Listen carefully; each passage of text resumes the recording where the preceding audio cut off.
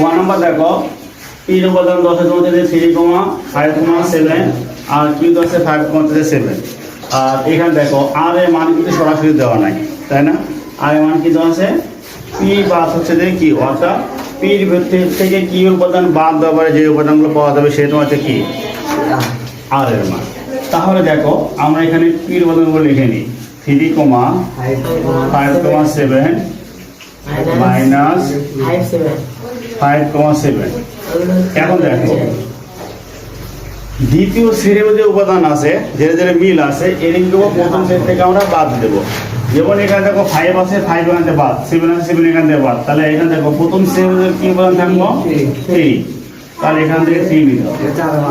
ঠিক আছে এর কিন্তু আমার কার মান বলো আর এর মান তাহলে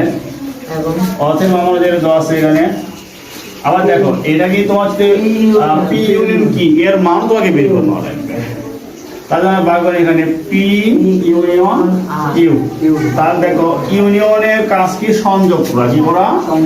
সংযোগ সংযোগ বলতে কি বোঝাচ্ছে বলো তো সবগুলো আমাদের কি করতে হবে এক জায়গায় নিতে হবে ঠিক আছে অথবা সবগুলো সিরিয়াল করে লিখবো কিভাবে সিরিয়াল করে লিখবো দেখো তো 3,5,7 দেন এখন আমাদের হচ্ছে ফাইনালি যেটা লেখা আছে এখানে পি ইউনিয়ন কিউ প্রস্থ হচ্ছে আর তাহলে দেখো এখানে পি ইউনিয়ন কি এর মান দেওয়া কিভাবে করছি আমরা 3,5,7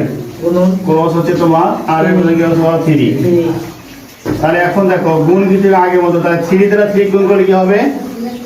3,3 5 দ্বারা 3 গুণ কি হবে 5,3 এখানে সাজে লিখবা না কেউ জানো আবার সাজে লিখবা না যে 3,5 তাহলে ভুল হয়ে যাবে কি লিখবা 5,3 প্রথম উপাদানগুলো যেটা আছে আগেই লিখতে হবে মানে প্রথম সেটের যে মানে আমাদের এখানে প্রথমটার ভিতরে যে উপাদানগুলো থাকে সেটা আগে আর দ্বিতীয় উপাদানগুলো কি হবে দ্বিতীয় জায়গায় থাকবে তাই না পরে হবে তাহলে 5 দ্বারা 3 গুণ করলে 5,3 5 দ্বারা 7 দ্বারা 3 গুণ করলে 7,3 এখন এটাই আমাদের কাঙ্ক্ষিত ফলাফল তুমি এখন সুন্দর করে অ্যান্সার দেখো আর দেখো তোরা বুঝতে লাগে না বুঝতে পারছো